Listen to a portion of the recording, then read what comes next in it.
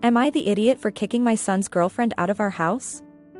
My husband at 58M and I 56F recently met my son's 24M girlfriend for the first time. He's been crazy about her. Apparently they've been dating for a year before he decided to have her meet us officially. What he's told us about her all seems great. She just got her degree, was enjoying her job, family-oriented, etc. I'm honestly just glad he's happy with her. My husband and I don't think he's ever been this into someone before, so I feel pretty bad about what I did. Last weekend, he brought her over for dinner. By now we've been anticipating meeting her with how much our son has been gushing about her. How perfect she is, that she's the one, in his words. They ring the doorbell. We open the door. She looks exactly like her pictures, which is a great start. My son is grinning ear to ear, another great start. We invite them in. She accepts my hug and a firm handshake from my husband, and then she opens her mouth. I'm the one your son puts his penis in. To be frank, I was appalled. I expected my husband to laugh, both he and my son are jokesters, and as annoying as it can be I love it, but this was just too much for me. Maybe I'm reserved, but of all things she could have shared about my son she told us that. One look at my face and my husband knew how much I disapproved. Maybe I let my expectations get too high, and it's unfair to have them, but I reiterate, of all things to say to her boyfriend's parents, whom she'd never met, she chose that. My son was amused at first, but when he noticed my reaction his face dropped. I felt like he'd sold me the full package, everything he'd always been looking for in a girlfriend. I was too disturbed by the visual it put in my head, and it translated into anger. I told her to get out, and I wanted to say more about how gross it made me feel, but I fortunately left it at that. My son didn't want to go, insisting I give her another chance, but I was too fed up and uncomfortable by this point. Even my husband, who's enjoyed his fair share of raunchy jokes, wouldn't let up. They left and I immediately felt guilty. This was something my son had really looked forward to, and I feel like I took that away over a dumb joke. I tried calling to apologize, but he hasn't responded. My husband thinks she's the one who should apologize. I'm considering giving her another chance, but before I do, was I the edit, I should clear some things up. My husband had no part in my reaction, I did the kicking out, not him. I don't want him taking the fall for this. He said she should apologize, but I'm not expecting an apology. Sorry for the confusion. My son lives in a nearby state, it can take about an hour to get back to where we live. He also hasn't dated anyone seriously for a while, maybe a couple of years. He told us before that he wouldn't bring anyone home unless he's sure he wants a future with her. We've been asking to meet her ever since he told us about her, but he wanted to be ready. The comment about her looking like her picture shows my age, sorry for that. He's only shown us her photos she's sent him as he apparently didn't have any of them together. He hates taking pictures and apparently she's always teasing him about it. I don't think he'd ever lie about who she is, but it's just a parental concern I've subconsciously had. I felt the same way about my daughter's, then, boyfriend when we first met him. I don't have any criteria that either of my kids' spouses need to meet, I just hope my kids are happy with them. What I meant by her being the full package was indicative of what he's told us about her. As his parents we have a good idea of what he looks for in a partner, and she checked off everything based on what we'd been told. And on top of everything, aside from what she said, her appearance was how she presented it to be. Again, we aren't strict about appearances, it's just a relief to have met someone for the first time and they look like what you'd expected. My husband said that I was worried about secondhand catfishing, if that's even a thing.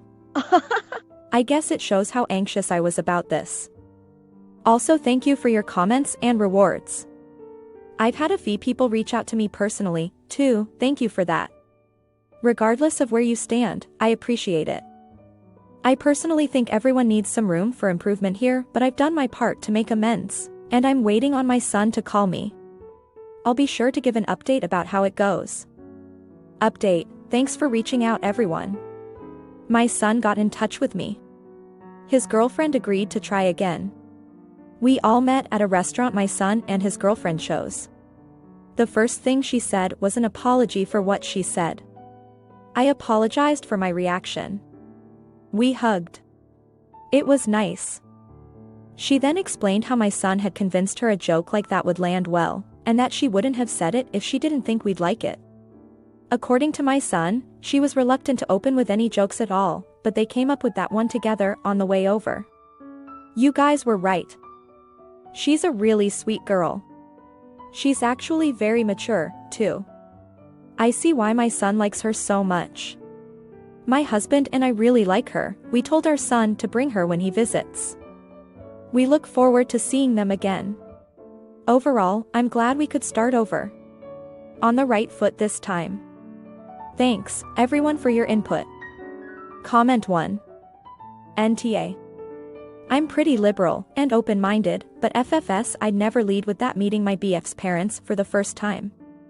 Or say that, ever. Like, seriously?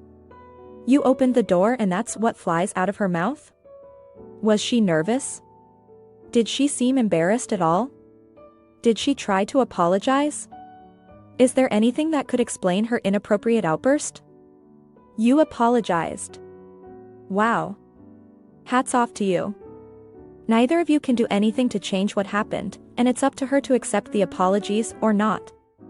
Don't beat yourself up. If she is decent at all, she'll understand. If she's not, then maybe good riddance? Edit. If she doesn't call back to apologize, or explain, if there's anything to explain, that also says a lot. It's more than what she said. If you apologized, it's also about her desire to meet you in the middle. You, the mother of the boyfriend she loves. Grace goes both ways. You extended yours by apologizing. If she was offended, she should do the same. Comment 2. Oh. Yeah. My Mill instantly hated my BAL's ex when the GF said something like, I'll be the most important woman in his life, now, on their first meeting. The funny thing is my Mill 100% believes that a man's wife should be the most important woman, but I think it was the fact that this girl was already marrying them off after a few months on top of turning the meeting into a weird competition, when my Bill is no way, no how a mama's boy, and my Mill just sized her up and said, we'll see about that. Now for the next story. Am I the idiot for labeling all the bottles in the house because my adult children are idiots? I have 2 of my children living with me. One has graduated from college and the other is a junior. I have to purchase medicated shampoo because of a scalp condition. It is by prescription and it is expensive. It also comes in packaging that is meant to be stored upright. Not on its side and definitely not upside down. My daughter has her hair products in the shower and I do not touch them. My son also keeps his AXE body wash / shampoo / conditioner / woman repellent in the shower. I also do not touch it since I have zero desire to smell like a high school locker room. I keep my shampoo in there as well since it is my house and I can keep my shit wherever I want. For some reason the 2 of them cannot understand that not all packaging is meant to be upside down. They have already wasted an entire bottle of my shampoo by storing it upside down after they touched it for some reason. It all dripped out the spout, which is not engineered for that. I talked to both of them and I explained that they should not touch my stuff, and that if they accidentally tip over my shampoo it was meant to be stored with the lid at the top. I came home last week to find my shampoo leaking out of the bottle again. Upside down. I ordered 500 stickers that say this side up, with an arrow pointing upwards when the words are upright, and I put them on everything in the house that might leak. With my shampoo being literally covered in them. They had friends over last weekend and they noticed that the relish, ketchup, mustard, mayonnaise, etc. were all labeled. My kids were embarrassed when they explained why. They think I am an asshole for putting labels on everything since they only fuck with my shampoo. Since it is $80 a bottle, I said I would take off all the labels if they agree to pay for my shampoo. Thus far they have declined. Comment 1. These can definitely get to you, but nothing can get to me as badly nor as quickly as patchouli oil. I had a coworker that drowned herself in that stuff and as soon as I walked in the door, instant headache, without fail. She literally had 17 people go to management in one night to complain. Comment 2. I was subjected to the musk era in high school. I swear, boys and girls alike were drenching themselves in it. The combination of stale adolescent sweat and the fermented and distilled secretions of a musk deer's anal glands was nauseating. It used to give me migraines. I was so relieved when it was over. Then, a few years later, there came a repulsive cologne called Charlie. I was constantly begging my sister to stop wearing it. I remember once when we were riding with our mother to school, I sniffed, and I said, "Someone must have run over a skunk." I had been sitting in the front seat, and I hadn't known at that moment, my younger sister had sprayed some Charlie on. To this day, she insists I heard her and insulted her on purpose. Now for the next story. Am I the idiot for not watching kids at a cookout and leaving them unsupervised? I, 27M, was at a backyard cookout with some friends and co-workers. So the ages were late 20s to early 40s. It was a family-friendly event, so people brought their kids. They were playing in the yard while most of the adults hung out on the backyard deck. And like always, the parents saw other adults in the area and decided to just walk away and go inside. I don't know why this is a thing a lot of parents tend to do. Parents, why do you just walk away at outings and expect other people to watch your kids? I don't get it. I could see if it is your immediate family, but even then I would warn someone that I was not going to be watching for the safety of my kids. It was near the end of the night, so some people were gone. It was also getting dark and colder, so people were inside. The kids were still running around the playing outside. I decided to go home. I went inside and said, "Goodbye," to the host. Then I got in my car out front and was on my phone for a minute, and someone angrily walked up and asked me why I left the backyard. They said I was back there and they were counting on me to watch the kids. Note that this was never said to me. They just went inside and said nothing. I was on the deck, and at no point in the night was I ever paying attention to the kids. Nothing dangerous happened to the kids. The parent just saw me walking to my car and freaked out. I told her it's not my job to watch your kids, but I probably would have stuck around if I was asked. I was just sitting on the deck drinking beer and minding my own business. I had already been going back and forth from outside to socialize the whole night like everyone else. Not sure why I was the one singled out. There were times when another person happened to be outside and I was inside. Did they assume we were taking shifts? I don't get the mentality of parents, but maybe I'm the asshole here. Also want to note that the backyard is not fenced off. She brought that up a lot, and I just retorted with even more reason to stay with your kids. The backyard was one of those open ones that opens into the forest. Before this gets out of hand. I did not drive drunk. I had a single drink and was not drunk or even somewhat tipsy. I don't think it's clear, so I will clarify.